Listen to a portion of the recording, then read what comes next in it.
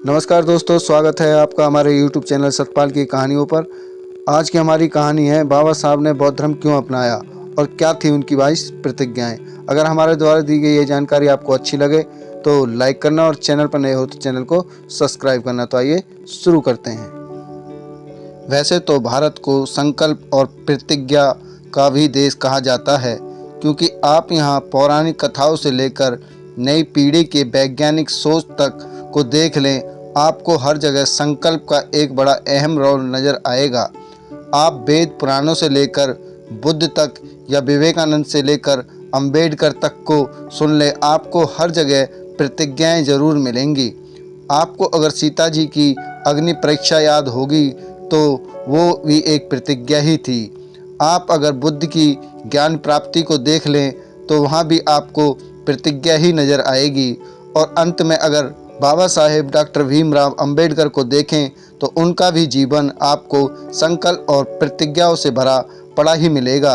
पर आज हम बात करेंगे बाबा साहेब के उन 22 प्रतिज्ञाओं के बारे में जो संविधान निर्माता ने 14 अक्टूबर 1956 को बौद्ध धर्म की दीक्षा के समय लिया था। इन प्रतिज्ञाओं के बिना कोई बुद्ध की राह पर नहीं चल सकता। बाबा साहब और संविधान निर्माता डॉक्टर भीमराव अंबेडकर की उन 22 प्रतिज्ञाओं को जानने और समझने से पहले हमारा ये जानना जरूरी है कि ये प्रतिज्ञाएं बाबा साहब की कोई व्यक्तिगत प्रतिज्ञा नहीं थी, बल्कि इन प्रतिज्ञाओं में आपको बुद्ध की पंचशील प्रतिज्ञा ही नजर आएंगी, जिसे वो अपने हर एक अनुयायियों को दीक्षा से पहले दिलवाते थे। इन 22 प्रतिज्ञाओं के बिना आप, हम या कोई भी बुद्धत्व को नहीं प्राप्त कर सकता। यहाँ तक कि इन प्रतिज्ञाओं के बिना कोई बुद्ध की राह पर चल भी नहीं सकता। बाबा साहब भी बुद्ध की राह पर चलते हुए उस समय भारत में एक सम्यक समाज या कहें कि एक बराबरी वाला समाज बनाने के लिए बुद्ध की प्रतिज्ञाओं को दोहराया था। बाबा साहब की इन प्रतिज्ञाओं में आपको कठोरता जरूर दिख सकती है, क्योंकि संविधान निर्माता हिंदुओं के जाति वर्ण व्यवस्था के कट्टर खिलाफ थे। आइए अब जान लेते हैं उन 22 प्रतिज्ञाओं को जिससे बाबा साहब ने 14 अक्टूबर 1956 को धम्म क्रांति के समय लिया था। बाबा साहब की 22 प्रतिज्ञाएं। नंबर 1, मैं ब्रह्मा विष्णु और महेश में कोई विश्वास नहीं करूंगा और न ही मैं इनकी पूजा करूंगा। नंबर 2, मैं राम और कृष्ण को भगवान के अवतार माने जाते हैं, मैं कोई आस्था नहीं रखूंगा और न ही मैं उनकी पूजा करूंगा। नंबर 3, मैं गौरी, गणपति और हिंदुओं के अन्य देवी देवताओं में आस्था नहीं रखूंगा और न ही मैं उनकी पूजा करूंगा। नंबर 4, मैं भगवान के अवतार में विश्वास नहीं करता हूँ। नंबर 5, मैं यह नहीं मानता और न ही कभी मानूंगा कि भगवान बुद्ध विष्णु के अवतार थे। मैं इसे पागलपन और झूठा प्रचार प्रसार मानता हूँ। नंबर 6, मैं श्राद्ध में भाग नहीं लूँगा और न ही पिंडदान दूंगा। नंबर 7, मैं बुद्ध के सिद्धांतों और उपदेशों का उल्लंघन करने वाले तरीके से कार्य नहीं करूँगा। नंबर 8, मैं ब्राह्मणों द्वारा निष्पादित होने वाले किसी भी समारोह को स्वीकार नहीं करूँगा। नंबर 9, मैं मनुष्य की समानता में विश्वास करता हूँ। नंबर 10, मैं समानता स्थापित करने का प्रयास करूँगा। नंबर 11, मैं बुद्ध के अष्टांगिक मार्ग का अनुसरण करूँगा। नंबर 12, मैं बुद्ध द्वारा निर्धारित परमितों का पालन करूँगा। नंबर 13, मैं सभी जीवित प्राणियों के प्रति दया और प्यार भरी दयालुता रखूँगा तथा उनकी रक्षा करूँगा। नंबर 14, मैं चोरी नहीं करूँगा।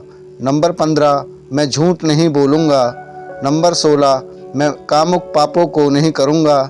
नंबर 17, मैं शराब, ड्रग्स जैसी मादक पदार्थों का सेवन नहीं करूँगा। नंबर 18, मैं महान अष्टांगिक मार्ग के पालन का प्रयास करूँगा एवं सहानुभूति और प्यार भरी दयालुता का दैनिक जीवन में अभ्यास करूँगा। नंबर 19, मैं हिंदू धर्म का त्याग करता हूँ जो मानवता के लिए हानिकारक है, जो उन्नति और मानवता के विकास में बाधक है, क्योंकि यह असमानता पर आधारित है और स्वधर्म के रूप में बुद्ध धर्म को अपनाता हूँ।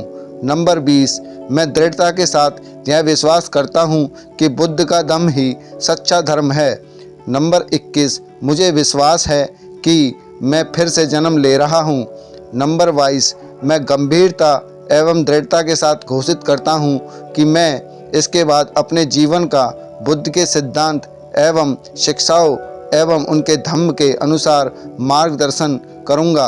पहली 8 प्रतिज्ञाएं बुद्ध के मूर्ति पूजन ना करने के संकल्प का समर्थन। अगर आप इन प्रतिज्ञाओं को ध्यान से पढ़ें तो आपको ये समझ आएगा कि सबसे ऊपर की 8 प्रतिज्ञाएं आपको किसी चीज़ को नकारते हुए लफ्ज़ों में मिलेगी। इसका मतलब ये नहीं कि बाबा साहब किसी एक धर्म और उनके देवी देवताओं को नकारने की बात कह रहे थे। उस समय उस धम्म क्रांति में अंबेडकर के साथ भारी संख्या में हिंदू धर्म के ही दलित और अछूत मौजूद थे, जो हिंदू जाति वर्ण व्यवस्था और ऐतिहासिक उत्पीड़न से काफ़ी परेशान थे।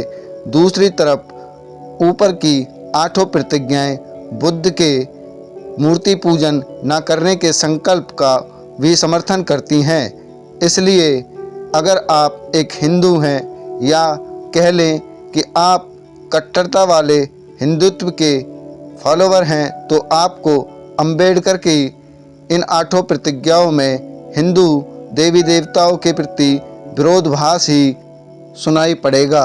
अंधभक्ति एक खतरनाक बीमारी। हिंदू धर्म का सबसे बड़ा ग्रंथ गीता और बुद्ध दोनों का ये कहना है कि जब तक आप अपने अंदर से कुछ खाली नहीं करोगे तब तक आप एक बराबरी वाले समाज की दिशा में नहीं बढ़ सकते। इस पर एक बहुत ही प्रसिद्ध कहावत भी है कि आप बिना कुछ नकारे किसी चीज़ को स्वीकार नहीं कर सकते। बाबा साहब का भी यही कहना था कि जब तक आप अपने पुराने संस्कारों से मुक्त नहीं हो पाओगे तब तक आप एक वैज्ञानिक सोच वाले सम्यक समाज की ओर नहीं बढ़ सकते। इसलिए उस समय डॉक्टर भीमराव अंबेडकर पहले की 8 प्रतिज्ञाओं में पुराने धर्म की जंजीरों को त्यागने की प्रतिज्ञा ली थी। महात्मा बुद्ध और डॉक्टर भीमराव अंबेडकर एक और कारण से ईश्वरवाद को नकारते थे, क्योंकि महात्मा बुद्ध कहते थे कि अगर आप किसी ईश्वर को अपना पहला और आखिरी विकल्प मानने लगते हैं तो आपके अंदर से चीज़ों को वैज्ञानिक दृष्टिकोण से देखने की शक्ति खत्म हो जाती है। आजकल इसी कारण अंधभक्ति को एक खतरनाक बीमारी के रूप में देखा जाता है। धर्म की जंजीरों को तोड़े बिना आगे नहीं बढ़ा जा सकता। अब बात करते हैं उन 8 प्रतिज्ञाओं के आगे। जब आप आगे की प्रतिज्ञाओं पर ध्यान देंगे तो उनमें आपको किसी चीज़ को अपनाने की भावना नज़र आएगी, जैसा कि मैं समानता स्थापित करूँगा, महात्मा बुद्ध की राहों पर चलूँगा इत्यादि।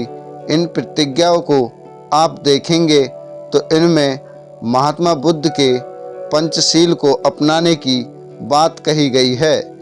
आखिरी में जब इन सभी प्रतिज्ञाओं को एक साथ देखेंगे तो आपको ये महसूस होगा कि अगर आप एक समता और विकासशील समाज बनाना चाहते हैं तो आपको अपने पुराने धर्म की जंजीरों से आगे बढ़ना होगा।